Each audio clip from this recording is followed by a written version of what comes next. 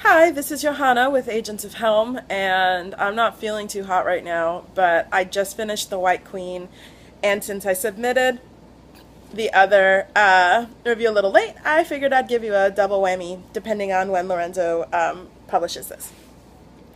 So, The White Queen is the most boring book I've ever read. Okay, I've talked about Philippa Gregory a couple of times on here. I usually read her books for trash and sex and trash and violence and sex and trash.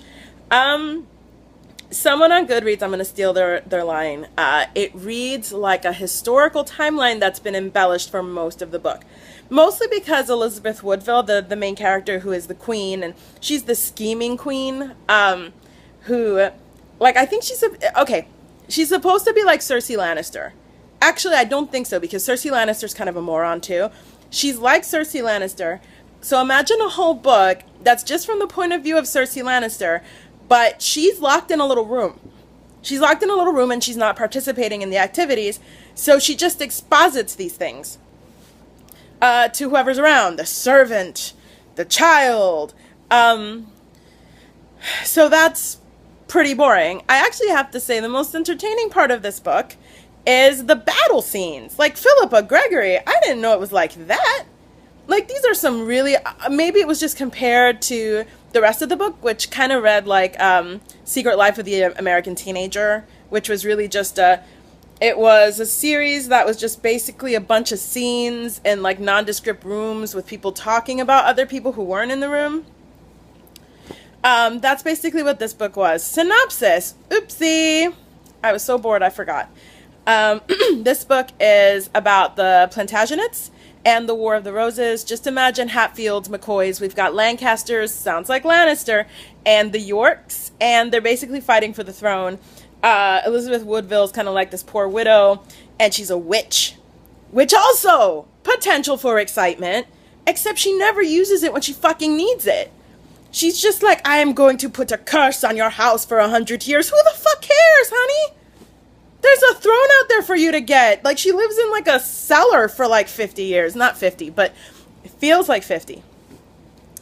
So Elizabeth Woodville enchants the king, the young king, to be with her, and they're all sexy, I guess, but there's no really sex. And then halfway through the book, because he was a player before he was with her, halfway through the book, he says something like, I'm gonna go see my hoes now. And she's like, okay.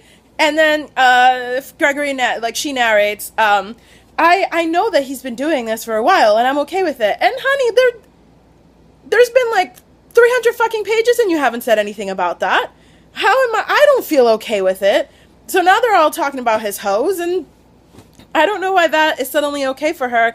It breezes by all of this history that would have been interesting. She talks about we were the golden kingdom and the family, but you don't learn about any of that. You don't learn about it from a personal perspective. It's just people talking about what they're gonna do, or else what they've already done.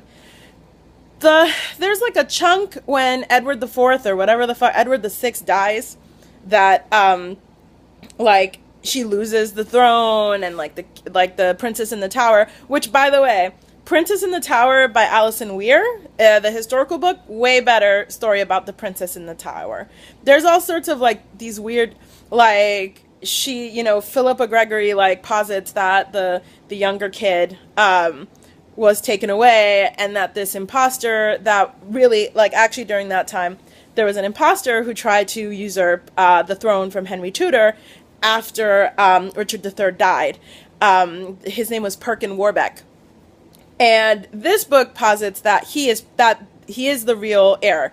Spoiler alert: Perkin Warbeck is like executed because. Anyway, so like I said, magic. It's like, let's blow some wind this way and kill someone's wife. And it's like, how about you, like, magic yourself back on the fucking throne? You enchanted a dude before. You can't enchant some other dude, like Richard III or some shit? Come the fuck on. So, was there anything else? There's a really good point when they lose the throne, and there's all this action going on, and she kind of throws a battle scene in there. And then it's just really boring again. And it's literally her in a manor house talking to people about what they've done and what they're going to do. And also some letters and lots of exposition. My recommendation, don't read it. But if you're a certain sort of reader, you're going to read it anyway. I didn't like it, but I'm probably going to read the sequel because I need my fix. And I'm hoping the sequel will be better. It's Margaret Beaufort, who is the Red Queen. She's the Lancaster Queen, and she is the grandmother of Henry VIII. So that might be interesting. I think that when these historical fiction writers start going into the Middle Ages, Plantagenets, there's so much speculation, and she's not the one to write that kind of story. Even Alison Weir, who's actually a historian, she's written some great historical fiction, by the way. Princess Elizabeth, Captive Queen. Captive Queen is about Lady Jane Grey. She's written a couple more, and they're really good because she's a historian. But she tried to write a book about Eleanor Aquitaine, and it also sucked. It sucked real hard. So I think I'm just waiting to find a new historical fiction writer who can do the Middle Ages correctly. This is not the one. So with that, I am Johanna with Agents of Helm. You can find this review, all reviews, on agentsofhelm.com. Find other original content. Lorenzo wrote a review of Guardians of the Galaxy. Find our podcast, find our RSS feeds. We're on Tumblr, Facebook, Pinterest. We've been pinning like mad. And Twitter.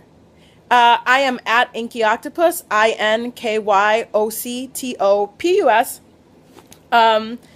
And we're Agents of Helm on all those, any social media outlet. We're Agents of Helm. We even have a Goodreads. I really need to start adding these books to Goodreads. Womp womp. So with that, until next time.